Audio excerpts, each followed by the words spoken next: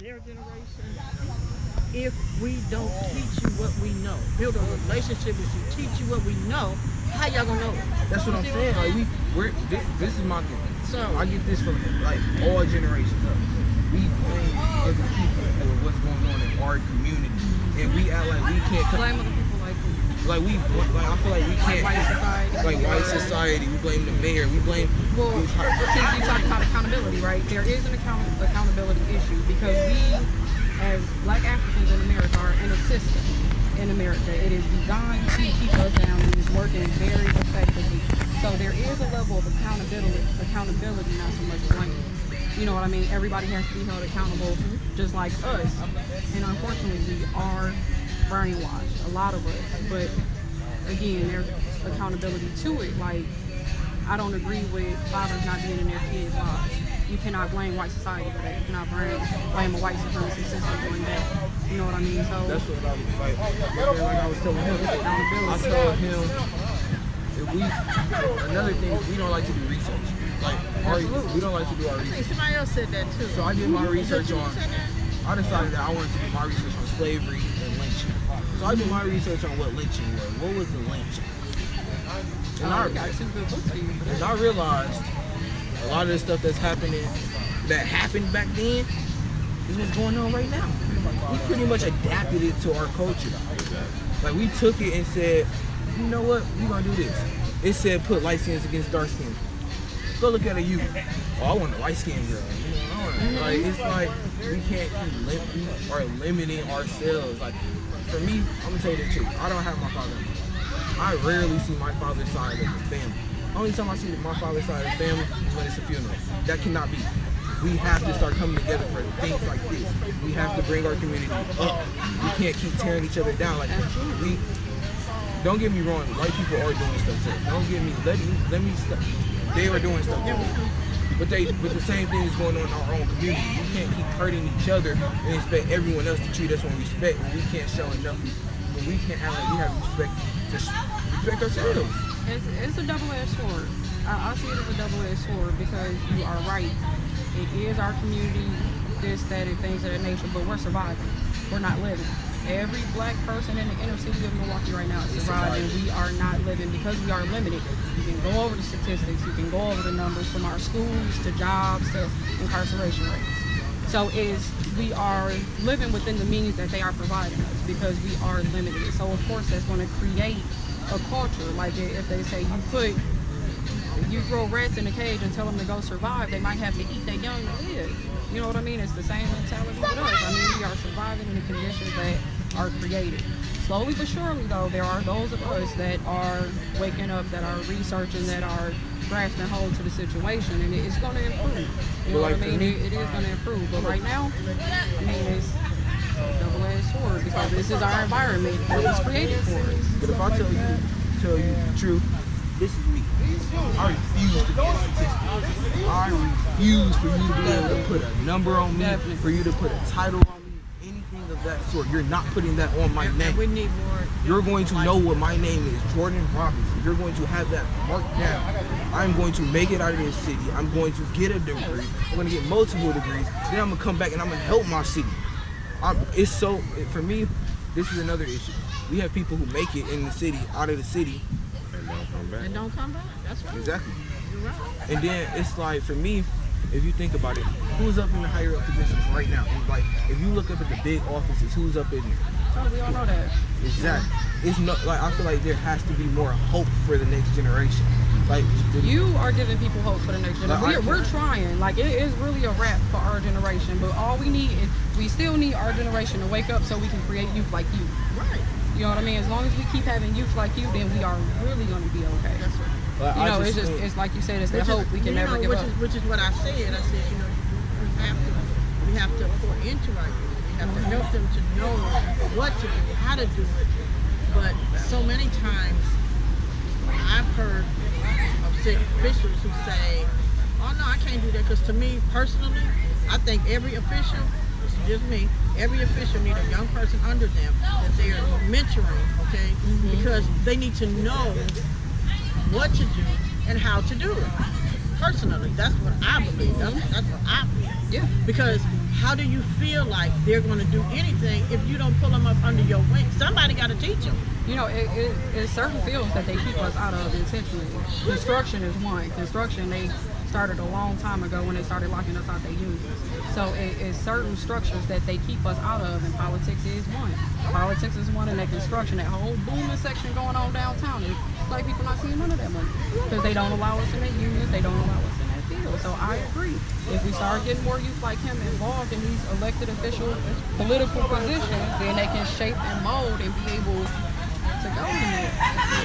It starts in the schools, though. One thing we need to do is stop teaching our youth to be workers and start teaching them how to be business owners. You know what I'm saying? Not be just a worker, not just work a 9 to 5. You need to be more in a higher position than that. One thing that I truly hate about MPS, I'm going to tell you the truth. They focused on uniforms. They're focusing on making us look at each other when that's not even half the issue. That's not even half the issue. Milwaukee Public Schools is probably one of the worst school systems in the country. It is. Well, you know what? They don't want to deal with, you know what? It ain't even just Milwaukee Public Schools. Because see, you know, like I told them, I do things in my community. And even in that school, I'm talking about it's a little bit of town, okay? Like there's only one high school. So it's like, you know what it's all about? And this is what I hate, money. Yep. It's all about money. Oh, we care for the youth. You a lie. No, you don't. All you concerned about is it's the little black kids. Because they the only ones that took the effect and took the cuts. Like, it's 3 schools in one now. But it's only for our kids. But what I'm saying is, you go out to the suburbs and they schools are flourishing, they're expanding, but that's what I'm saying, because you know why? Because our schools, all they care about is the money. You got a very few teachers that care about the children, that will take the extra time to sit down with them and say, you know what, I see potential in you. I'm going to show you how to do this. I'm going to show you how to do it. But them out there in them schools, those teachers, I'm telling you, they invest in those kids. That's because they care about them. They relate to them. They have the same skin tone. We have white teachers teaching our kids. They don't relate to our children. They don't look at our kids and see they kids in them. See, if we have more black educators, we look at them and we see our child. Like, I see my son in him. Most you know what I mean? So I'm educators are the worst ones. I'm telling you, because I work with, listen, I worked in the schools, I worked on the school buses, and I'm telling you, those teachers, overworked and underpaid. Those teachers, let me tell you something, they the first teacher to say, oh, I'm only here for the money. Really? You don't even care about the kids? It ain't no money in it, though. But that's what they say. That one thing that I want to put out there is this, though. It's not, for me, school is a choice. How good you gonna do in school and how good you gonna do in school is all a choice. You cannot, you have the power to dictate your grade. You got the, one of the issues that I see is that we're not applying ourselves. We're convinced that, But why is that though? Like, for me, and that was the question. That was the question that I looked for. Like, why is that? And it is because they teaching y'all how they want y'all to be taught. Yeah. You know what I'm saying? Like she said, it's all a system. It's all a system to get you to behind your mind to even think about things that you don't even know that you're thinking. You're just thinking like, oh yeah, I like a light-skinned girl, but you don't know that you already programmed to think that way because of the way that you're taught. That's why I teach the system. That's why I had to go back further than slavery. And that's what they don't do in the school. They start with slavery on up when it comes to us. But when it comes to them, it's Greece and all this thing and all that. And that's what needs to be involved in our schools. It's you seeing all these black pharaohs and all these great dynasties that was in Africa before you to know that, you know what, I can be a king. But it was, you know what I'm saying? But for me though, they don't even address black people in history class. I'm gonna tell you the truth. Exactly. Oh, you hear about the Atlantic slave trade and that's it, right? In high school. What you hear about Africans? Starting from slavery to them, and that's all they teach y'all. So that's all y'all know. That's what I'm saying. If you go back and see how it was, you know what I'm saying, you will see why things ended up the way it did. Because that's what I did. I started asking questions like, man, what is going on? Why is things the way it is? You know what I'm saying? And I just went back further. And understood all these dynasties and how they failed. You know what I'm saying? And once you do that research, you'll start finding and figuring out a whole lot of things on how much this is really a system. the Matrix ain't really the movie. It's really real life. People are still plugged in and thinking that, okay, I'm just working out here, I'm just surviving, and that's how I live. It's not how you're supposed to live. You're supposed to live. You're supposed to talk to the lady. You're supposed to you know what I'm saying? You're not just supposed to go to work, come home, go to sleep, get up and do the same thing the next day. You're supposed to be out there, expressing yourself with the people, and learning what other people do. And you know what I'm saying? Like whatever your craft is, you need to build on that. And Like, again, that's what it's about. like you said, It's all about the next generation. like it's like But he gonna learn because he doing research. So the more research he does, the deeper he digs, the more it's gonna become school revealed. system. It's a system, right? College is a form of slavery. It hands down. But who on the college basketball team? Who on the college football Exactly. team? We put in ourselves that we can only make it as athletes. That athletes are the only way out. That we don't look for the dentists. We don't look for the lawyers. We don't look for anything else but to be an athlete. Exactly. So then we bust our butts to get there. If we applied that to school, Exactly. what? If we applied that to half of the stuff we put towards basketball and football, apply that to some books. Exactly. Come on now, like, and then we get to college, okay? So we get to college. I'm in college, I'm working my butt off. I tear my knee. Next dude up, come on. Yeah. Next It's dude over up. for you. You're done, we don't Yeah. care. College coach gonna say, who next? Who can I put in? It's a business, and we keep playing ourselves into the system Exactly. and not realizing what's really going on to our people. Like the first 10 players in the draft this year were black. I don't think a white dude got taken in the top 10.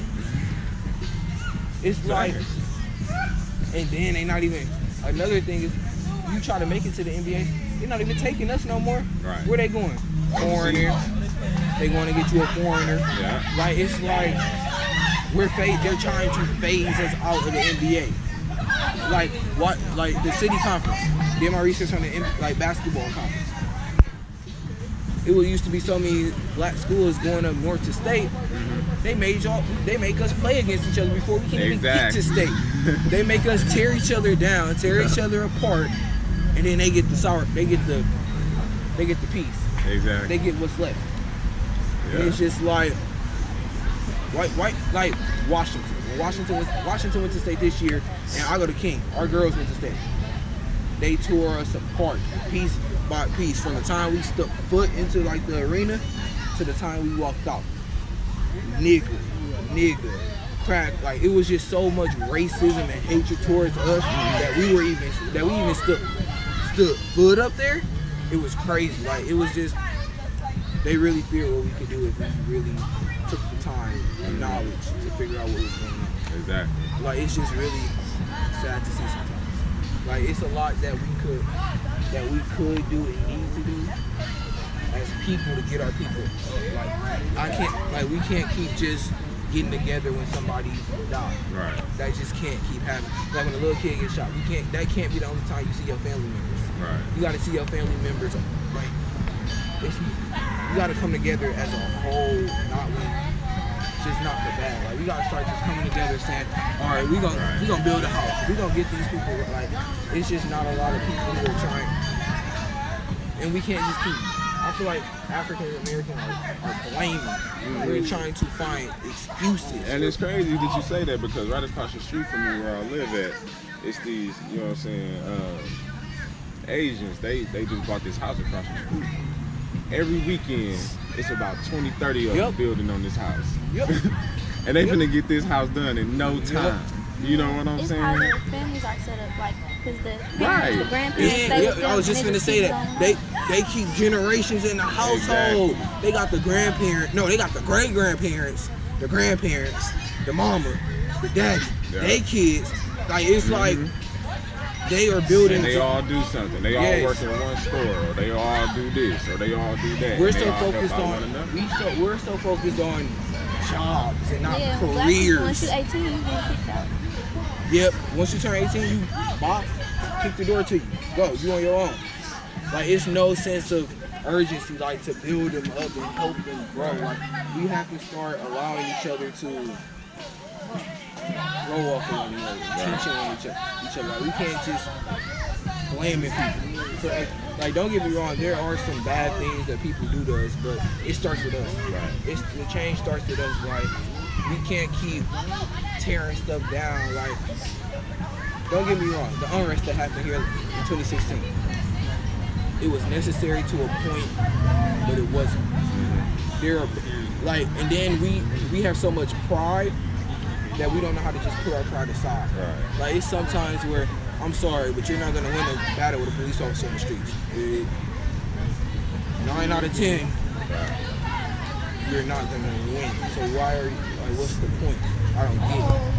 And it's just like, we have to do our research and be more intelligent to grow up and start realizing what's really going on to us and what's going on in society. Yeah, I feel you, man.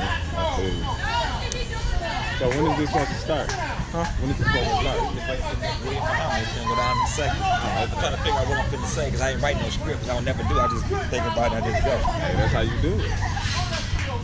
That's how you do I it. think I'm gonna start off with what I thought. See, there's gonna be enough you fight.